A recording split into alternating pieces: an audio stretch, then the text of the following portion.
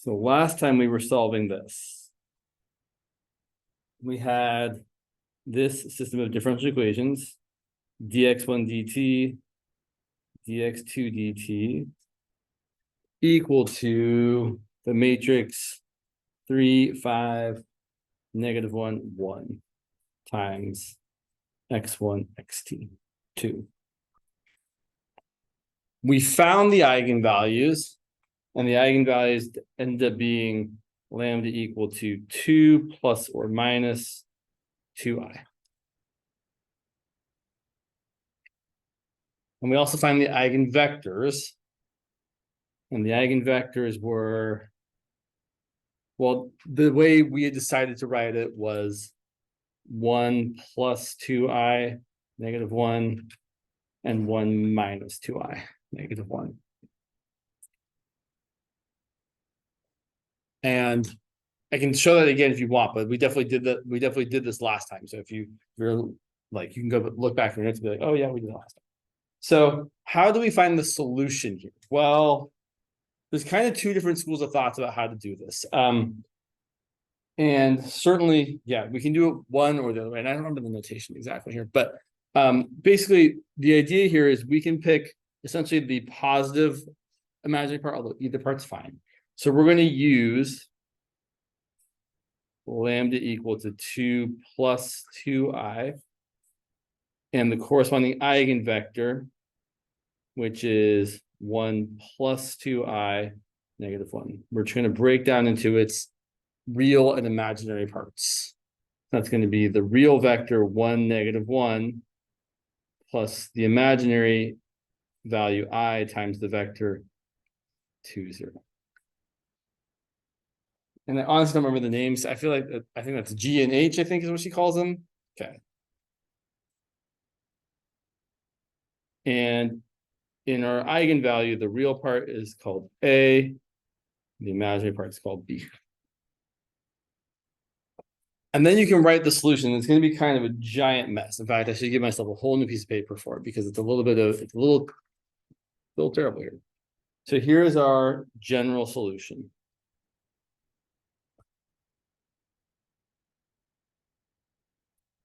It's going to be x equal to, I'm going to write it out generally first, and then we'll kind of go on. So it's going to be x equal to C1e to the AT times cosine of BT times G minus sine of BT times H plus C2e to the AT times cosine of BT times H plus sine of BT times G. No one should ever memorize this. Not me, not you, not the teacher, nobody. This is just, it's a lot. There's kind of another way to get here, which takes a little bit more kind of machinery. But if you're asked to solve something like this, one, I can't imagine you would be asked to do on an exam. If you were asked to do on a homework assignment, you would start with this. You would find your lambda, you would find your eigenvector, and then you would use all those values. So in this particular example, here's what we're going to get. We're going to get the R solution, x of t is equal to, we don't know what C1 and C2 are. So it's going to be C1e to the 2t times cosine of 2t times the vector g, which is 1, -1, minus sine of 2t times the vector h.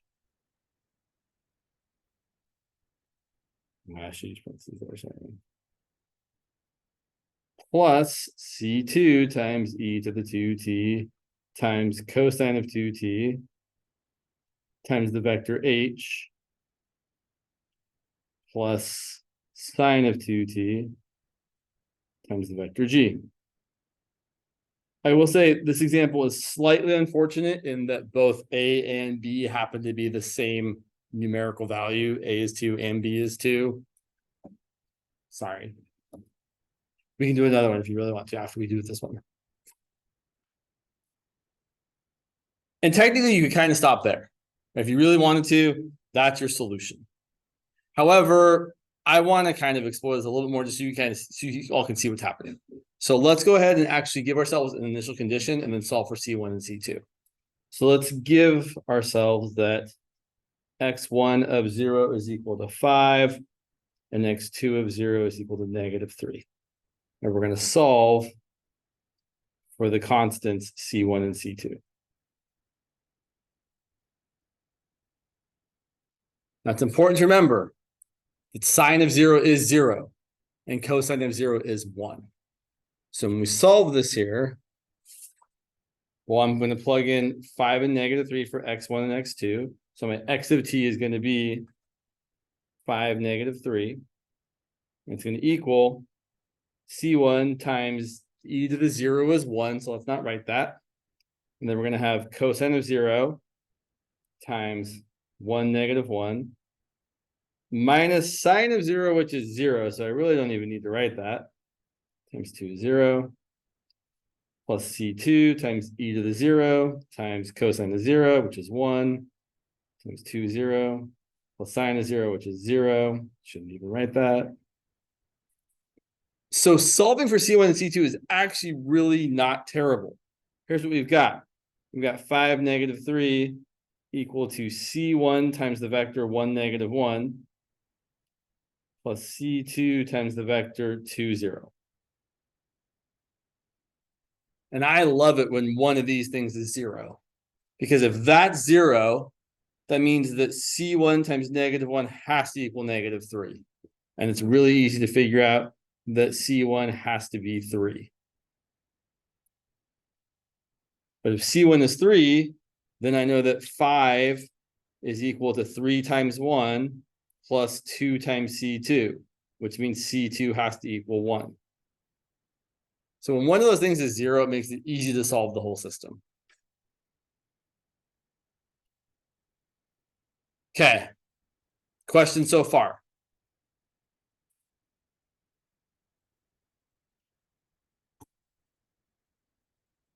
All right.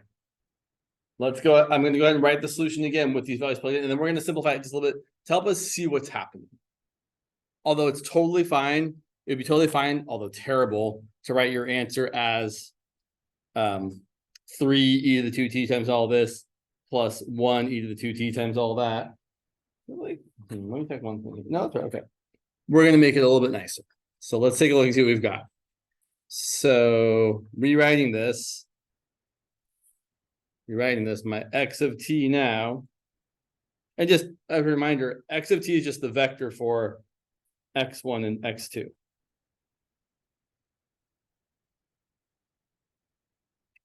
And that's going to be C1, which is 3. Wow, that's not a 3, James.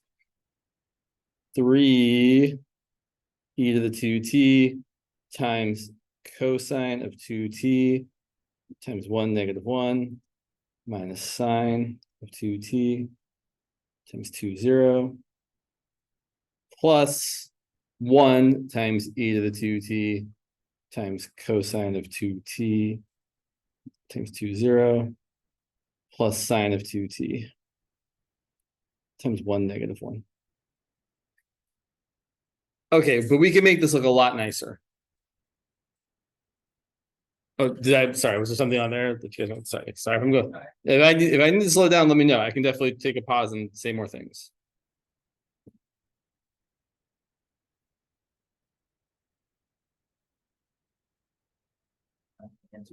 Okay, that's fine. That's fine.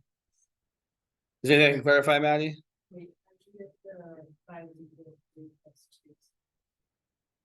So I use this second row to get that, right? C1 times -1 equals anything, and then I plugged in C1 equal to 3 to that 5 equals 3 times 1 plus C2 times 2. That's what I'm getting that. Okay. So now what I'm doing is I'm just going to write all this stuff in each row. So I'm going to write that this is equal to, well, let's take a look here.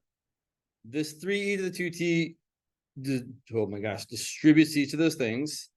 And this e to the 2t distributes to each of those.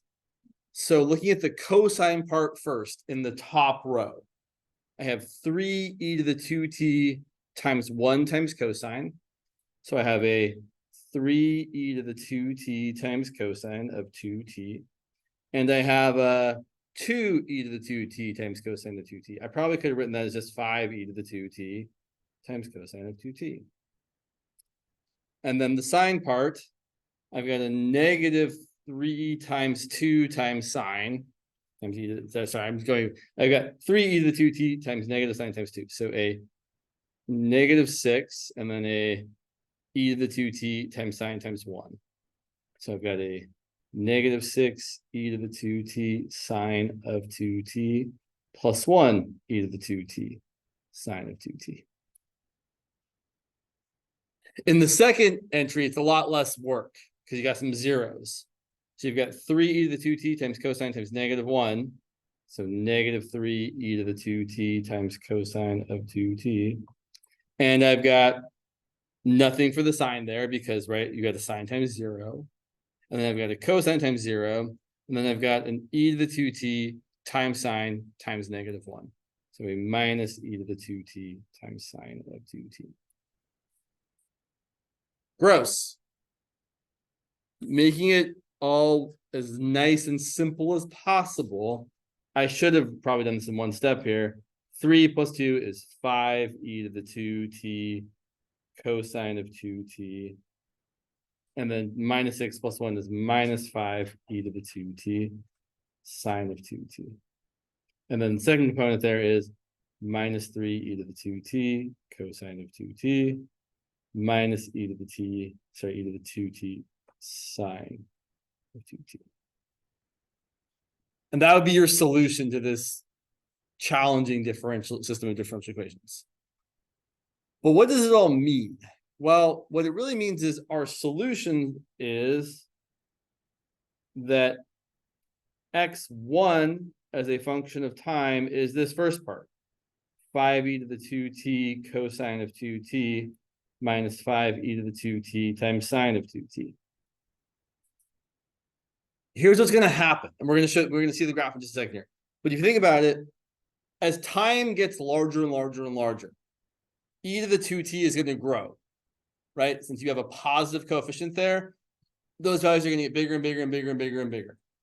But the cosine and the sine are going to oscillate, right? They're going to go from between 1 and negative 1 up and down. So you're going to oscillate, but you're also going to get larger and larger and larger. So you get this larger and larger amplification as you go further and further and further as time increases.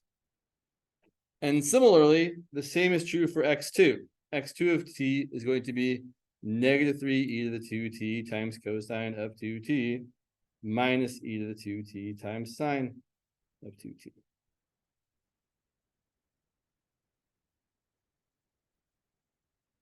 Here's what these things look like. Also, by the way, this is how we know that we have an unstable solution, because as time goes on and on and on, things get larger and larger and larger. They don't get closer and closer to 0, right? Basically, if you have a positive coefficient of t here, you have instability because you don't get closer and closer to 0. If you have a negative coefficient of t there, you get closer and closer to 0 as time goes on, because e to the negative something times t is going to be smaller and smaller and smaller. Graphically,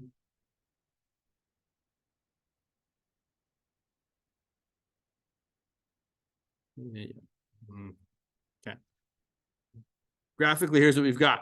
So here's the first part, x1 of t equal to 5e to the 2t cosine 2t minus 5e to 2t sine 2t. And look, it's definitely like, right, it starts off with an initial value of 5, like it should, because our initial value was 5, 3, and then it oscillates away. And I mean, look, it just gets gigantically big very, very fast. You've got oscillations that are super huge, which is not surprising because e to the 2t grows really, really fast.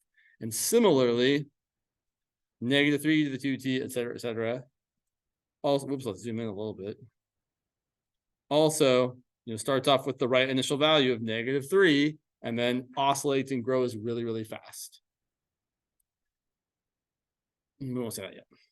So what this means is we have a spiral, because as things are either going way out or way in, you're still going to be, the X and Y's can kind of go back and forth, right? You're not just moving in the positive X direction, positive Y direction. You're getting a bigger X and bigger Y eventually, but maybe you've got some variation. So you're kind of going around and around and around. So if you look at why is this thing always in the way? If you look at the actual solution to the system of differential equations, that's what the graph of that looks like, graphing X versus Y. It's kind of neat. And you can, and then if you click on any point, you can see, oh yeah, you were spiraling away. And we can look at this graph and see that it's definitely spiraling in which direction? Clockwise or counterclockwise? Right? Clockwise, yeah, clockwise. But how would we tell without having the graph? Good question. There is a way to tell just looking in the matrix, and I could never memorize it. It's literally just, is this thing positive or negative? And I could not tell you which one. I'll be able to tell you after we do it, but that's not the way you should do it. So here's what I recommend. So clearly this one should be spiraling clockwise. So how would we see that? Well, let's go back to sorry, I'm going to keep things in order here. Let's go back to our initial system of differential equations. Our system was dx1 dt equal to 3x1 plus 5x2, and dx2 dt is equal to negative 1x1 plus 1x2. The easiest way to figure out which way you're spiraling is to plot like 4 points. So I usually pick the points that are at the corners of the square with coordinates plus or minus 1. So I'm going to pick the point 1, 1, negative 1, 1, negative 1, negative 1, and positive 1, negative 1. And then you're going to see what direction you're going in from there. So if I plug in 1, 1, well, dx1 dt is going to equal 3 plus 5, which is 8. And dx2 dt is going to equal negative 1 plus 1, which is 0. And that's at 1, 1. So I'm going 8 to the right and 0 up or down, meaning I'm going straight to the right. With enough, sorry, this is in the way, I apologize. With enough practice, you might even be able to just use one vector to know which way you're going. I know I'm going, oh, go ahead. Why? Well, sure. So let me label things here. This is x1, this is x2. So what we're saying here is that the change in x1 is positive, and the change in x2 is nothing. So you're going completely straight to the right. I'm really just trying to draw the vector 8, 0, starting at that point. But I'm not going to draw 8 long. I'm going to just draw as long as I want to, because no one's looking at my scale. I really just care more about the direction, not the actual length of the vector. So what I'm really kind of doing is I'm drawing a unit vector in the direction of the vector. Let me show you another vector, and then we can kind of talk more about it. So let's say I went to the point 1, negative 1. So now dx1 dt is going to be 3 minus 5, which is negative 2. And dx2 dt is going to be negative 1 minus 1. So I'm going 2 left and 2 down. But I'm not really going to go 2 left and 2 down. I'm going to go like a 1, 1 or something like that. So from here, I'm going left and down the same amount. So I'm really just trying to get an idea of which way the vector is pointing. I don't care how long it is. And then we can continue. If you look at the point negative 1, negative 1, you're going to get dx1 dt equal to negative 8, and dx2 dt again equal to 0. So I'm pointing straight left.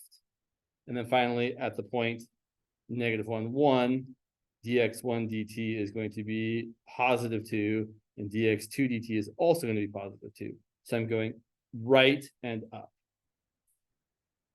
In fact, if it helps, you can even draw that, right? This is left and nothing. This is right and nothing. This is left and down.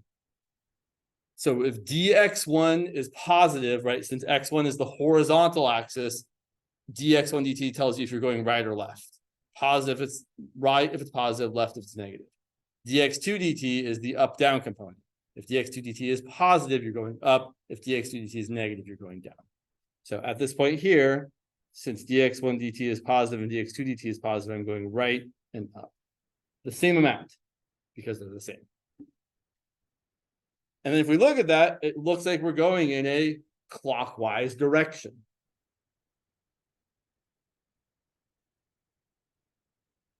Okay, so here's what I'll tell you.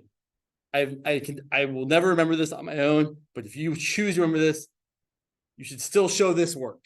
So even if you want to remember the thing I'm about to say, your teacher, if they ask you which direction this thing is spiraling on your test, they want you to show this work. I'm almost guaranteed. But based on what we've done here, I know that, so if we have complex eigenvalues, right? So we found the eigenvalues and we got imaginary numbers. Well, then if your matrix was, say, A, B, C, D, then if B is, well, let's see, it was positive here. So if B is positive, it's going to be clockwise. And if B is negative, it's going to be counterclockwise. But it's not always that, right? If you can't just look at B and say like B is positive, it's spiraling clockwise, because maybe you don't have a spiral, because maybe it's not imaginary eigenvalues. So this is only true after you've already found the eigenvalues to be complex, aka imaginary. Complex eigenvalues will always be spiral. Always, yes. Complex eigen. So when we start classifying how our phase play, is that the words always never want to gel for me. Let me look at something real quick here, just so I can say the right words and not the wrong words. Direction field. I should be saying direction field. Okay, so if our eigenvalues are complex, your direction field will always be a spiral. It might spiral inward or outward, and it can be clockwise or counterclockwise. So spiraling inward doesn't mean you are spiraling specifically one direction or the other. You can spiral inward and be spiraling inward counterclockwise, or spiraling inward in a clockwise way, or outwards. You can also not be spiraling outward or inward. You can have what's called a neutral spiral, where you're just kind of going around in the same. It's weird, I know, but you can. We'll see one in a second here. So let's stop solving these things for a minute, because solving them is terrible. And let's talk about classification, because classification is relatively easy to do. And in fact, let's go ahead, and what I really want to do is look at numbers are way in. Sure. So I've got notes here. They are somewhere, somewhere. So classifying eigenvalues, classifying our stability. And when someone says classify stability, it is always based on the eigenvalues. You don't have to look at anything else other than the eigenvalues. So it's always based on the eigenvalues. So let's go back to the reals for a second. So for real eigenvalues,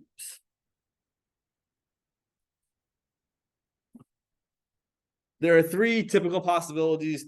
Technically, you could also have one of them being zero, but that's kind of a special case. We're not going to say the general classification. So you can either have one if both eigenvalues are positive.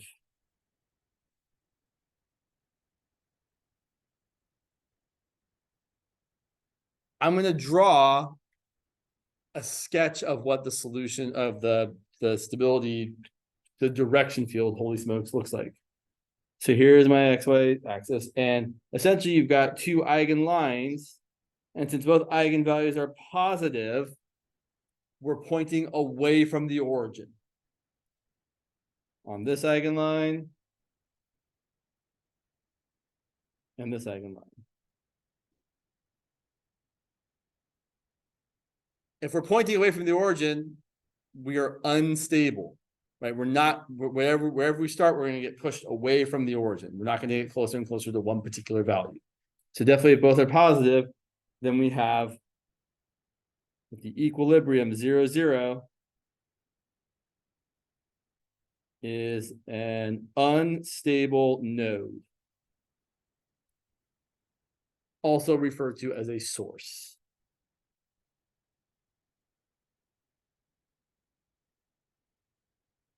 No matter where you start, you're going to get pushed away. Let me give you so let's look at I think it's gonna be really nice to look at an actual real example graphically. So, and it's really easy to make up matrices that have eigenvalues that you want. So here's an example. For example, dx1 dt equal to 3x1 plus 0x2 and dx2 dt equal to, sure, 4x1 plus 2x2. So the matrix I would have here is the matrix 3, 0, 4, 2. And everybody should be able to tell me without doing any work at all. You should on each of your hands. On one hand, you should have one eigenvalue. On the other hand, you should have other eigenvalue. There are two eigenvalues. You all should be able to look at that matrix and tell me what they are.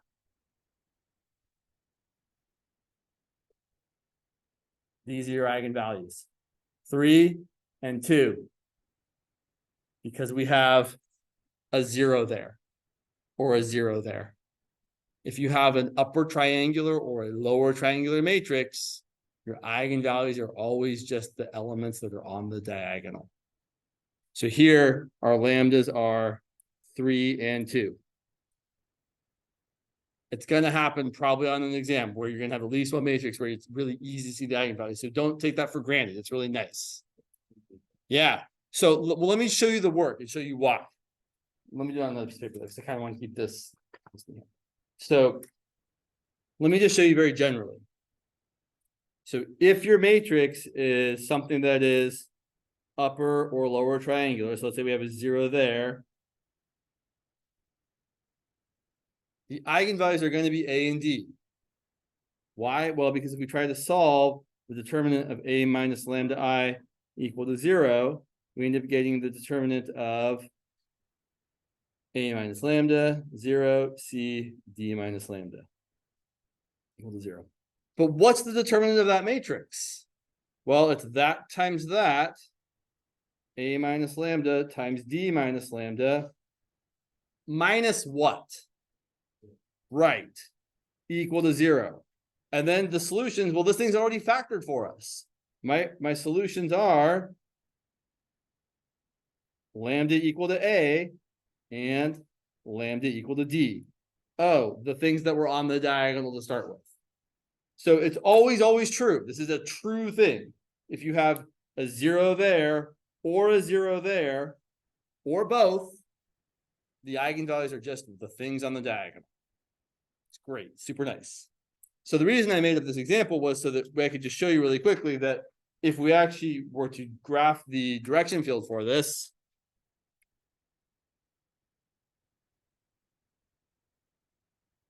so if we go up here and we graph dx dt equal to 3 times x and dy dt equal to 4 times x plus 2 times y.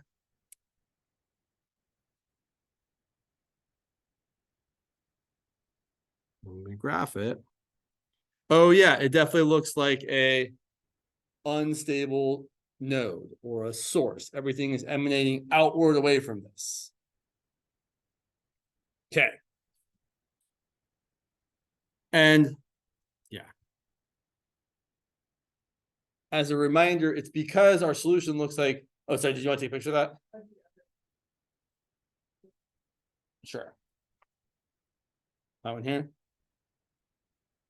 As a reminder, the reason this is true is because our solution looks like C1 e to the lambda 1t plus C2 e to the lambda 2t. I forgot the V's.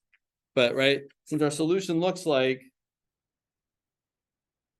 C1 e to the lambda 1t times V1 plus C2 e to the lambda 2t times V2, if lambda 1 and lambda 2 are positive, this thing gets larger and larger and larger as time goes on, not closer and closer to the equilibrium 0, 0.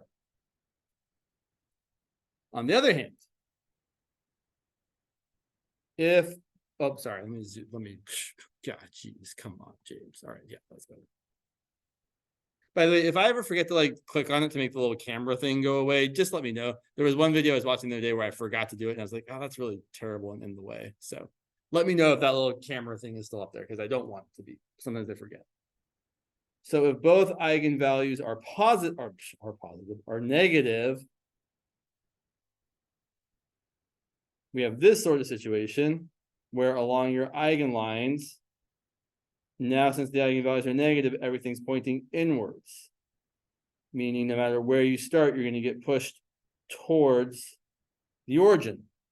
So then the equilibrium 0, 0 is a stable node.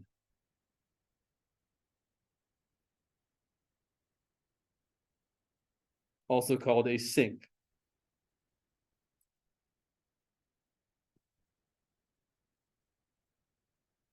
An example of that I would encourage you to look at on your own, and I do encourage you to play with that direction field generator thing. I think it's nice to see what's happening, but an example of that would be something like where your matrix was -2, 5, 0, -1. And looking at this matrix, everybody should now tell me that for this matrix, what are the eigenvalues? Thank you. Awesome. Good. Then lastly, well, not lastly, for real eigenvalues, if the eigenvalues are opposite signs. So if one eigenvalue is positive and one negative, so typically we write this as a λ1 greater than 0 and λ2 less than 0, then the equilibrium is a saddle. And you kind of have this situation where, let's draw it here, where along one eigenline, you are pointing outwards because your eigenvalue is positive. On the other eigenline, which they're not always oriented this way. This is just one way. I'm just drawing them this way because it's convenient. You're going inward. So if you start somewhere like here, you get pushed that way, but then you get pushed that way. So you end up going like that. Or if I start here, I end up getting pushed away like that. If I start here like that, if I start here like that. We're getting pushed away in the direction of the eigenline that has the positive eigenvalue. And this is considered unstable.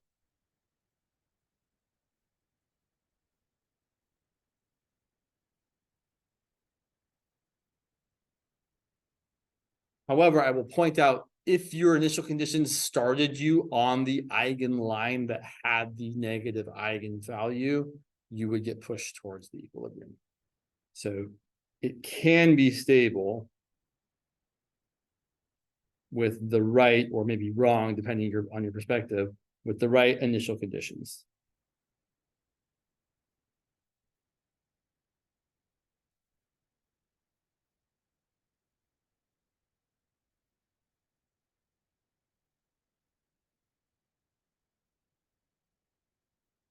I was going to look at this. So I'm going to grab a couple of these. Yeah. So let's look at some example. Oh, yeah, question.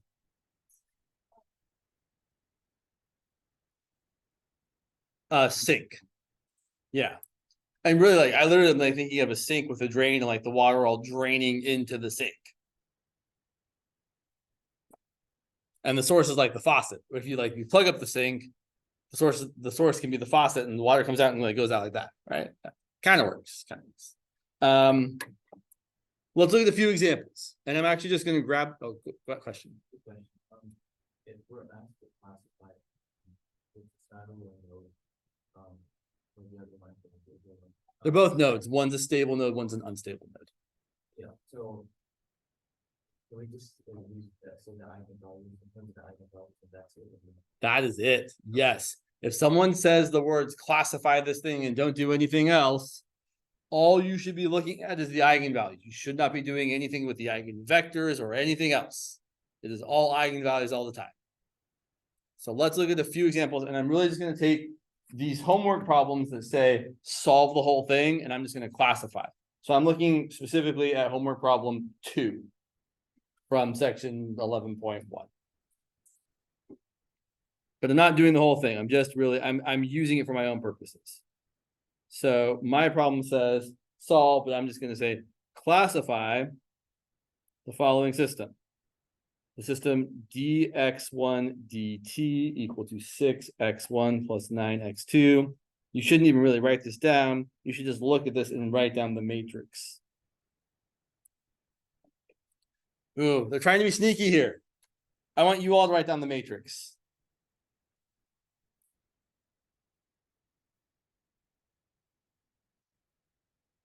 I feel like it's a little sneaky. Maybe you all are not as easily fooled as I am.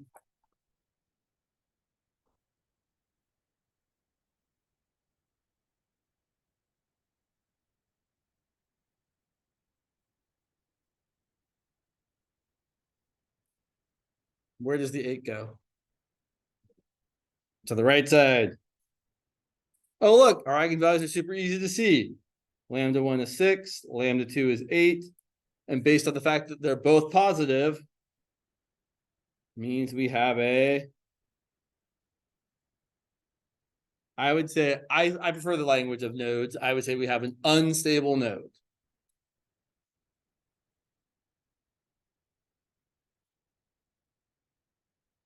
And again, yeah, I want to say I'm really thinking about stability and instability based on the fact that, that right, as time goes on and on, if lambda 1 and or lambda 2 are positive, these things are going to grow larger and larger and larger. Let's look at another example. So much paper. I have too much paper. I mean, it's better than having no paper. If you guys look at this. Let's look at the next one here. So I feel, yeah, so these first couple are meant to be kind of easy to solve, I think. So look at number 3. I want to classify this system. dx1 dt equals negative 5x1, dx2 dt equals 4x1 minus 2x2. Again, a matrix that, well, writing the matrix is never that challenging as long as we're careful. Negative 5, 0, 4, negative 2. So now our eigenvalues are negative 5 and negative 2. Be careful, right? If you don't have zeros, you do actually have to do the work of finding the eigenvalues. So don't get too, like, it's nice when it's like this, but it's not always going to be like this. So that means since they're both negative, we have a stable node. Or a sink, if you prefer. And what the words I should actually really use here is that I should really be saying the equilibrium 0, 0 is a stable node. Or is an unstable node in that case. But we know we mean all that when we write that, so we don't say it all.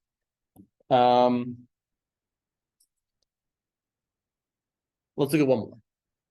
Well, before we talk about the complex ones. We got, oh, by the way, sorry for ending class early last time. I totally was like in the mindset the class ended at 12 or 1:20, and I was just like, oh, we're like, I was just like, yeah. I was too focused on other things. So let's look at one more example, and I'm really just going to look at number 4 here. Again, right, these are not the answers to these questions because these questions are asking you to solve the system. But it will give you the eigenvalues at least. If your questions happen to be exactly the same as mine, which they're probably not. dx1 is equal to 10x1 minus 6x2. Sorry, dx1 dt.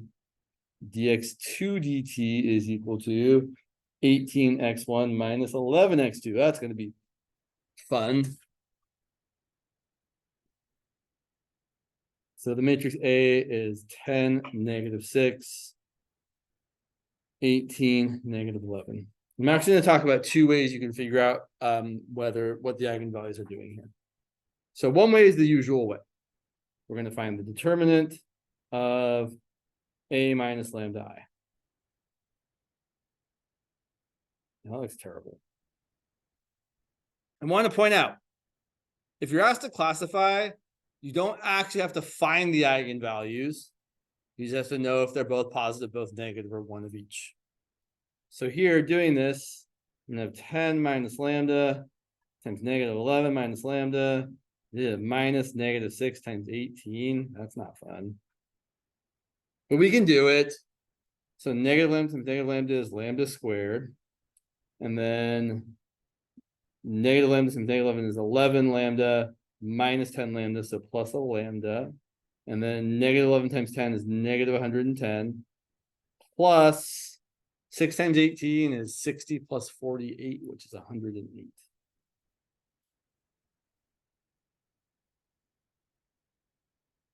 So then I've got lambda squared plus lambda minus 2 equal to 0. And that factors as lambda plus 2 times lambda minus 1. So lambda is negative 2 and lambda is positive 1. So we have a saddle here because the eigenvalues are opposite signs.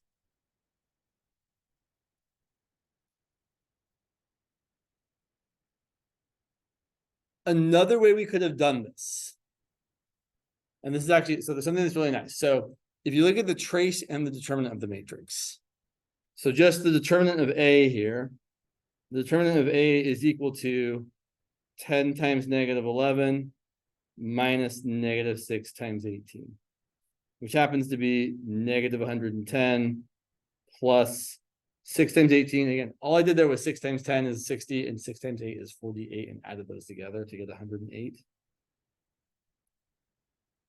If your determinant is negative, automatic saddle. Because the determinant of the matrix is also equal to the product of the eigenvalues. And if the product is negative, they had to have been opposite signs. And then the trace doesn't even matter. Yeah, for sure. So I'll say, in fact, there's a really cool picture. I should have brought the book with me. If the determinant of the matrix without the lambdas in it, just the matrix on its own, if the determinant is negative, automatic saddle. There is no other option.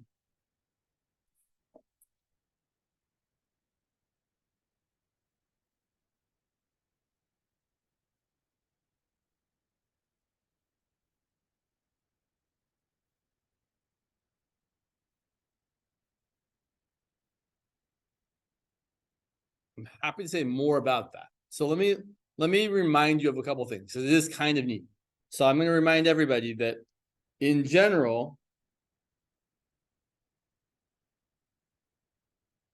if you take the determinant of A minus lambda I, it is equal to lambda squared minus the trace of the matrix times lambda plus the determinant of the matrix.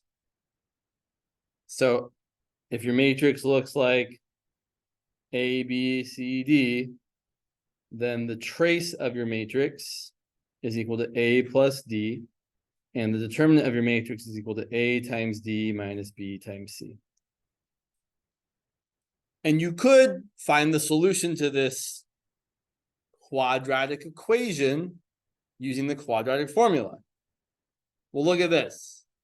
If we use the quadratic formula, we're going to get negative B plus or minus the square root of B squared. B is tau, James, come on. B squared, technically negative B squared, but if you square a negative, it doesn't matter if it was negative or positive. Minus 4 times A times C, which is 4 times 1 times delta, all over 2 times 1. Here's what I want you all to see.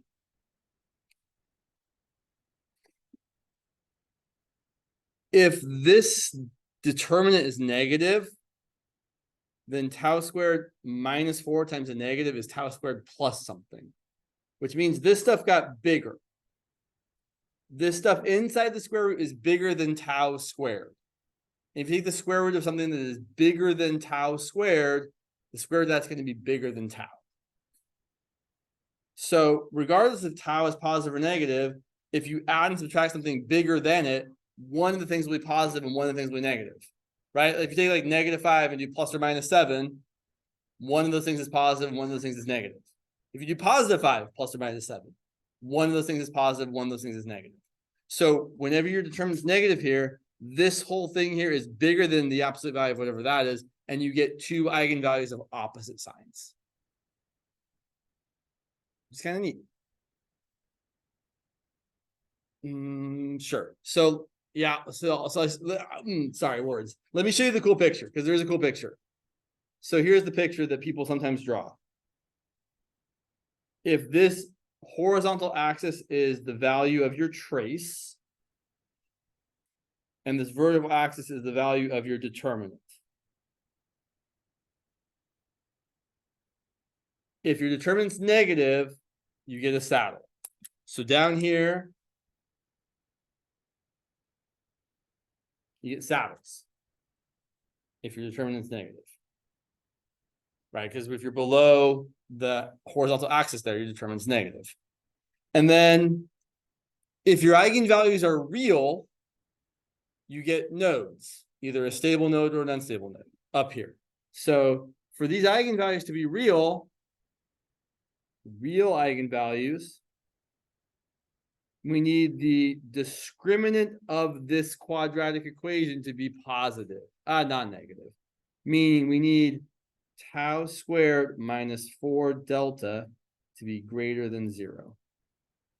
Or if we solve this for delta, tau squared to be greater than 4 delta, delta to be less than tau squared over 4. So if we graph the line, y equals x squared over 4, I should say the curve, not the line.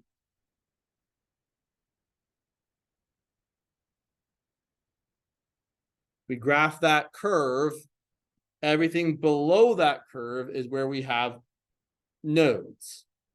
So we have nodes down here. We have nodes over here.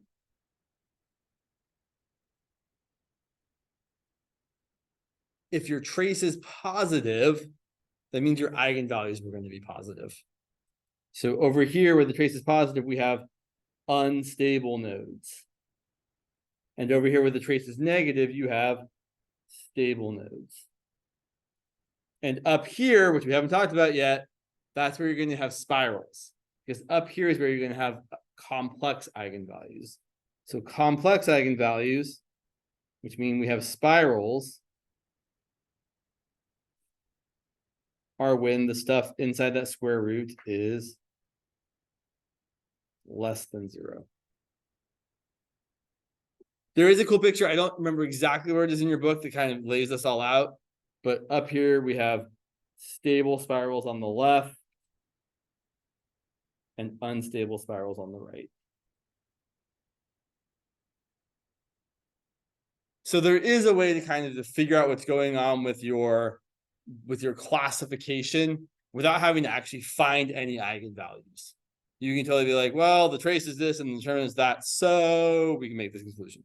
Is it my preferred way of doing it? Not really. But sometimes it's nice if the eigenvalues look like they're really, really gross to find. Okay, we still haven't talked about classifying the other ones, so let's talk about classifying the other ones. Here's what I'm going to point out, though. If your eigenvalues are positive, you have instability. Or when we talk about complex eigenvalues, if the real part is positive, you have instability. Because of the same reason, your solution still looks like e to a positive number times t times all the other gross stuff, which is going to get larger and larger as time goes on. Okay, so trying to keep the order is never manageable. Yeah. Cool. So complex eigenvalues.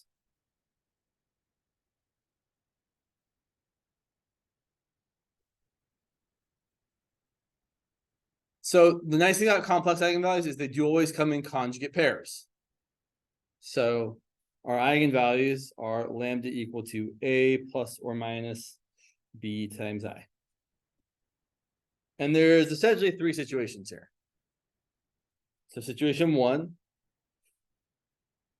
if the real part A is positive,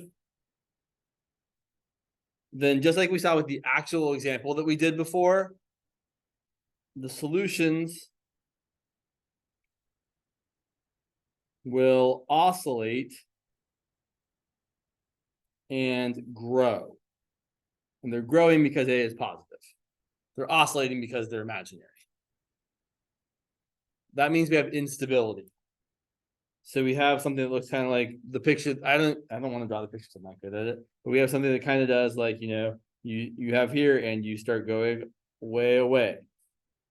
You oscillate, you spiral outwards. So what we have here is an unstable spiral. So if A is greater than 0, we have an unstable spiral. There is no other name for that. It's just an unstable spiral, which could be going in either direction, right? Stability or instability have nothing to do with clockwise or counterclockwise. So this could be clockwise or counterclockwise. The way you tell is by drawing a few little vectors and seeing which way things are going. Okay. And then I don't think you'll be surprised to learn that if the real part is negative, well, then solutions still oscillate, but they will now, I would say diminish or dampen, get smaller, which means we're going to have a stable spiral. And let me just show you an example that would kind of look like. So just so you can see here. So I'm just going to take our previous example and just change the eigenvalues to have negative parts instead of positive real parts. So just so you all can see this, because I think it's nice to kind of see. If we have this and these were negative coefficients instead of positive coefficients,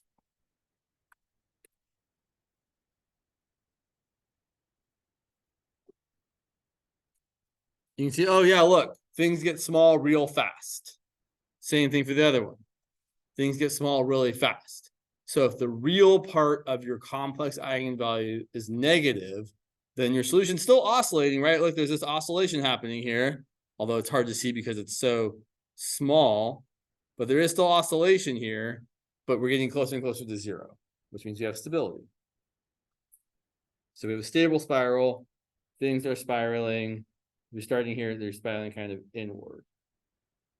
Like that. Yeah. Oh, sorry. Yep. You might want to see the thing I'm writing. Good call. Thank you. I always put things, I need to figure out how to be better about putting things in the spaces that make it easy to click on things. And then lastly, if the real part happens to actually equal 0. So if you have, if you have a purely imaginary eigenvalues, then the solutions oscillate, but they don't dampen or grow. Just kind of go back and forth and back and forth. So what happens there is you kind of have, right, you're not going inward towards the origin, you're not going outwards away from the origin, you actually are in kind of a loop. So what you have is something kind of like that, where you really just go back and forth on yourself the whole time. It's kind of funky. So we call this a neutral spiral. There is a name for this, or a center. I don't particularly love that name for it, but I'm not the one that makes up the names.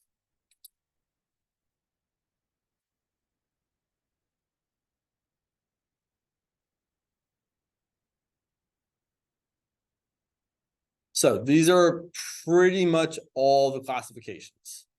If the eigenvalues are real, if they're the same signs, it's either an unstable node or a stable node. If they're opposite signs, it's a saddle. If the eigenvalues are complex, if the real part's positive, you have instability. If the real part's negative, you have stability. Real part's 0, you have this weird center thing. And the thing I would really like you to take away from this is that the positives are always the unstable ones, right? So whether your eigenvalues are both real and positive or both imaginary with a positive real part, you have instability, either an unstable node if they're both real, or an unstable spiral if they're both imaginary. And then likewise, if both the eigenvalues are negative, or both the eigenvalues have negative real parts, you have stability, either a stable node if they're both real, or a stable spiral if they're both complex. You have a question, Jocelyn?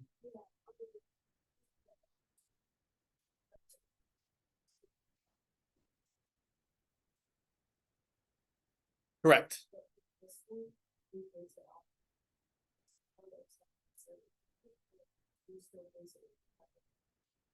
You only get this kind of thing if A is actually equal to 0. So the difference here is that if you start with this initial condition, you will literally loop back around to that same spot. Whereas here, if you start with this initial condition, you'll loop inward towards the origin. Or for an unstable one, you'll loop outward away from the origin. Let's look at a few examples. We got plenty of time. So let's say,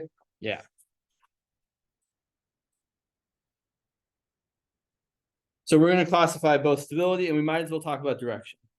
So let's classify the stability and direction of the following systems of linear differential equations.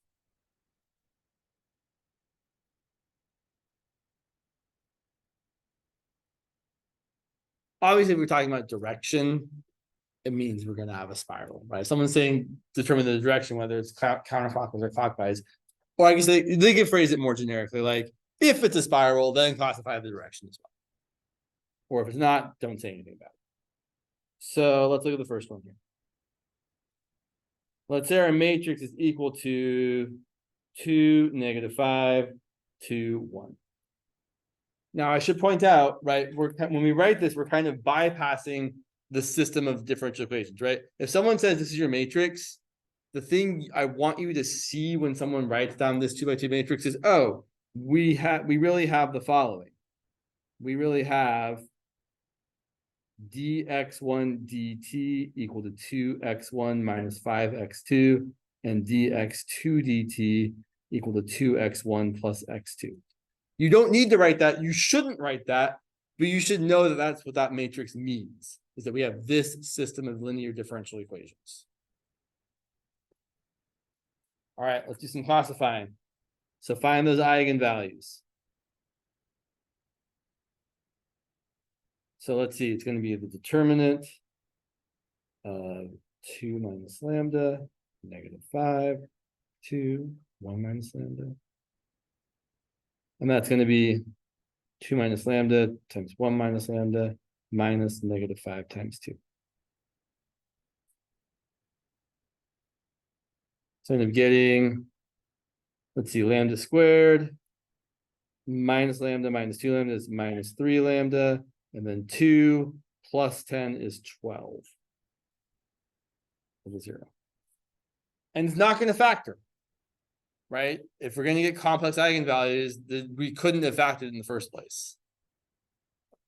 Just as a reminder to everybody, just because I really want you to see it, let me ask everybody, what's the trace of this matrix? Show me on your fingers. Yeah, exactly. It's 3. It's 2 plus 1, which is, there's your negative trace, which is the coefficient of lambda. And looking at this equation here, we should be able to say the determinant of this matrix is 12.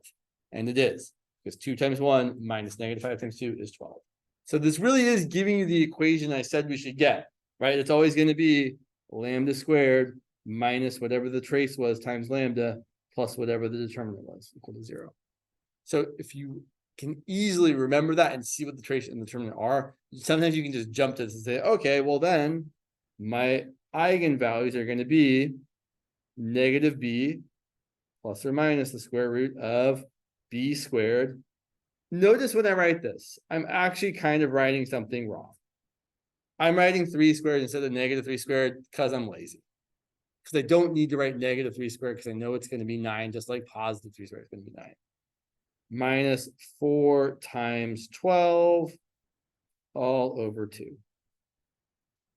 That's going to be 3 plus or minus the square root of 9 minus 48, which is what, -39 all over 2. So let me ask everybody, are my eigenvalues complex or are they real? Obviously complex. We have a square root of negative. Okay, is the real part positive or negative or zero?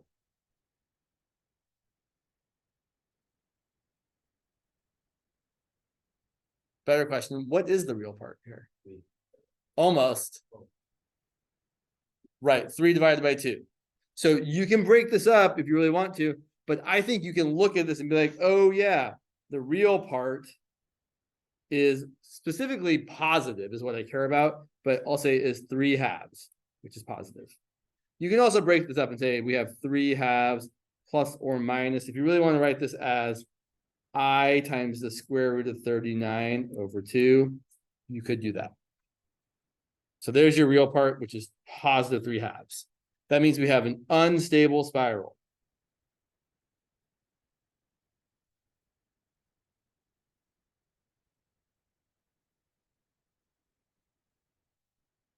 What way is it spiraling? I have no idea. Actually, I think I know. So I think, so I think last time when we did the spiral, right, we had a positive number there and it was clockwise. So I'm pretty sure since it's negative there, it's going to be counterclockwise. But I'm not sure enough that I can't not do the work. You might be able to be sure enough on your own, but I am not. So let's do the work. The work is not hard. And actually, the work is why we probably need to remember that this is actually what things mean. Because what I'm going to do is I'm going to do the 4 points. You can pick other points. I find these points to be the most convenient. So, and I really don't want to actually write stuff out. I really just want to plug in and see. So if I plug in 1, 1, dx dt is -3. Sorry, dx1 dt is -3. dx2 dt is +3. So I'm going 3 left and 3 up. I should write it down. Not because I want to, but because I should show my work to you all. So for 1, 1, dx dt is going to be 2 minus 5. dx2 dt is going to be 2 plus 1. So I'm going left and up, and I am going left and up the same amount. So my vector should be pointing in the 45-degree angle sort of direction, up and to the left. Based on that, I'm pretty sure it's going to be counterclockwise. But we should do a few more. So if I look at -1, 1, so now I've got -2 minus 5. So dx, I should just write the vector. Why am I being so? Let's write the vector. My vector is going to be -1 minus 5, which is -7, and -2 plus 1, which is -1. This vector is pointing left and down. Now, let me ask you, is it more left or is it more down? Way more left, right? It should be practically horizontal. Like that. But I'm not going to draw one that's 7 long. No one's going to do that. And then if I want to grab the other two here at -1, -1, my vector is going to be -2 plus 5 is 3. -2 minus 1 is -3. So I'm pointing in the right and down direction. And then finally, something I've noticed about picking these points here is that basically when you have the opposite value points, you just literally change the direction of the vector. So this one was pointing that way, this one's pointing the opposite direction. So I'm pretty sure the one I'm about to draw here is going to be pointing right and slightly up. Well, let's actually find it. If I plug in 1, -1, I'm going to get, let's see, 2 plus 5 and 2 minus 1. Yep, exactly like I thought. And that is definitely counterclockwise. So yes, you could certainly remember that if you have an imaginary deal, imaginary eigenvalues, if it's a negative up there, it's counterclockwise. If it's positive up there, it's clockwise. But even if you remember that, you'd be like, oh yeah, I know it's in counterclockwise. You should still show the work so that the person grading your test knows that you know how to get there. Because just memorizing that kind of fact, I don't think is going to be enough to show someone that you knew what you're doing. Let's do a couple more. Let's look at, yeah. Let's say we have the following. Our matrix is the matrix 2, -3, 5, -2.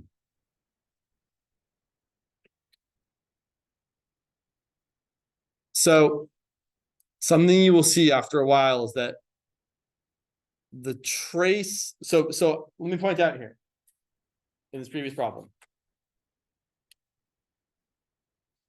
The trace of the matrix was 3, and the real part of the eigenvalues was 3 divided by 2. What's the trace of this matrix?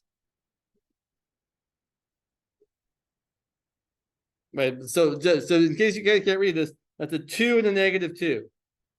0. Sorry if I didn't write it very well. So the trace is 0. 0 divided by 2 is still 0. So we're going to have an eigenvalue that doesn't have a real part. Right, the trace is adding. Yeah, the trace. So to get the trace, you add the 2 diagonal entries. So here the trace is 0. I just want to point out. And if I try to solve this, the determinant of a minus lambda I, 2 minus lambda, -3, 5, -2 minus lambda. Well, look, you can even see what's going to happen here. Since the 2 and the -2 are opposite signs, when you multiply this out, the lambdas are all going to cancel out, except for the lambda squared. So you get 2 minus lambda times -2 minus lambda minus -3 times 5. So negative lambda times negative lambda is lambda squared. And then 2 times negative lambda and -2 times negative lambda add up to 2 lambda plus -2 lambda, which is 0 lambda. And then you've got 2 times -2, which is -4. And then you've got minus 15, which is plus 15. So you end up getting lambda squared plus 11 equals 0. Which this one you don't have to use the quadratic formula for. You can just be like, oh, lambda squared equals -11. So lambda is equal to plus or minus the square root of -11, or plus or minus I root 11. So our trace is 0. Our eigenvalues have 0 real part. So what's really super nice for the complex eigenvalues is the trace will tell you the sign of the trace is the sign of the real part. So here we have a center, or a stable node. Stable what? That's not the right word. Stable what? Stable spiral. Spiral goes with imaginary.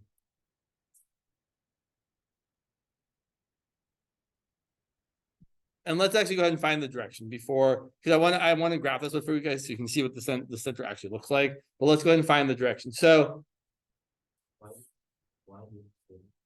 because the real part of the eigenvalue is 0. So basically, so actually let me say a little bit more, because I think this is worthwhile. So our solution, if we were actually going to find the solution, would look like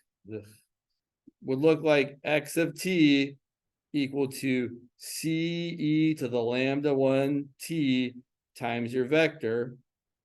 For some reason, we just use one of them when it's imaginary. So it's going to be ce to the lambda 1 is I root 11. And I'm not going to find the eigenvector because I'm lazy.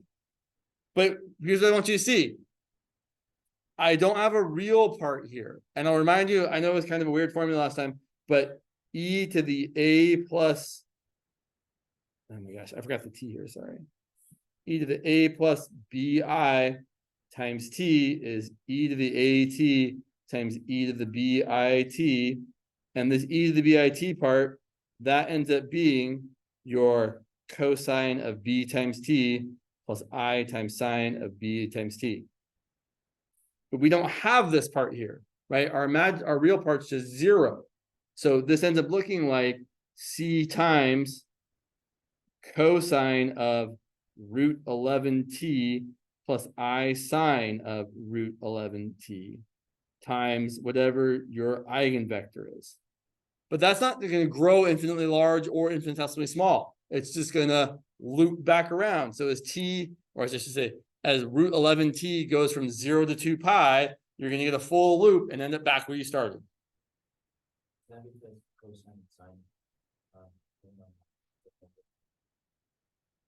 I would say it's because they have yes, but more generically, it's because their range is bounded, right? They can't grow super large or super small because we're missing the e to the 2t out here that made the other thing grow really large, or the e to the negative 1t that made the other thing grow really small. So for this problem here, I've ran out of room. So for this problem, if we want to talk about clockwise or counterclockwise, I'm pretty sure it's going to be, actually, I'm not sure because I can't remember, right? Like we just did the last one, it was counterclockwise. I don't remember what we had, so let's just do it again. So let's see. Usual thing. At 1, I guess I should write out the differential equation. So dx dt, dx1 dt is equal to 2x1 minus 3x2. dx2 dt is equal to 5x1 minus 2x2. And so if I plug in 1, my vector is going to be 2 minus 3, 5 minus 2. So negative 1, 3. So that's very much slightly left and mostly up. So it looks like it's going to be counterclockwise again. And then if I did negative 1, 1, I would get negative 2 minus 3 and negative 5 minus 2. That's left and down, and it's slightly more down than it is left, but not a lot more. So left and down, a little bit more down, kind of like that. And then the other two should be mirroring those. So this one over here should kind of look like that. This one over here should kind of look like not down and left, but up and right. So yeah, it looks like it's counterclockwise. Just as a quick word here, I will tell you off to the side here. If you're doing this, and let's say at 1, your vector is annoying. Let's say it's, let's see what's an annoying one here. Left, left and down, but yeah. Let's say it's like -3, -2. So it's more left than it is down. So it's kind of pointing like that. That can feel hard to determine if it's clockwise or counterclockwise.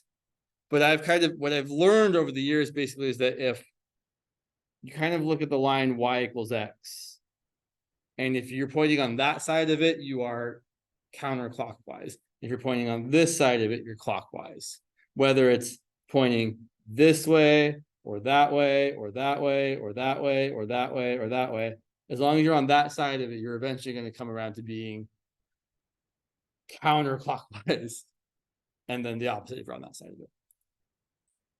It might not be 100% foolproof, but I feel like it's pretty true. I haven't like done all the math to see if it's really true or not. Yeah.